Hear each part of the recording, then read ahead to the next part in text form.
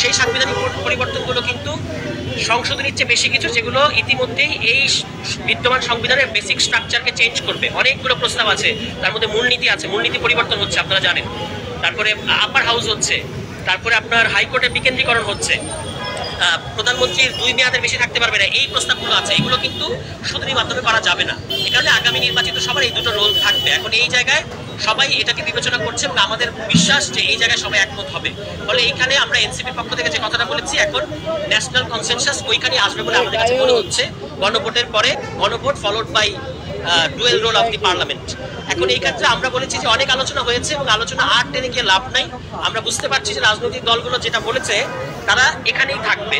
কমিশনকে আমরা আজকে অনুরোধ করেছি যে আপনারা আগামী বৈঠকে, এর আগে কমিশন কিন্তু আমাদেরকে বলেছেন যে আপনারা নিজেদের মধ্যে আলোচনা করে আসেন। রাজনৈতিক দলগুলো নিজেদের মধ্যে আলোচনা করেছে, ফর্মালি আলোচনা করেছে, সেমি আনুষ্ঠানিক আলোচনা করেছে, এগুলো আপনারা জানেন।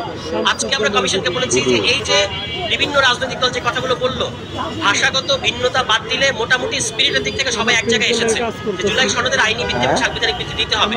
এই স্পিরিটটাকে কমিশন এখন পরবর্তী সভায়, সেটা আগামীকালকে হোক বা পরশুদিন হোক, তারা চাইলে এক পাতায় একটা মানে ডকুমেন্ট, একটা প্রস্তাব আমাদের সামনে নিয়ে আসতে পারে।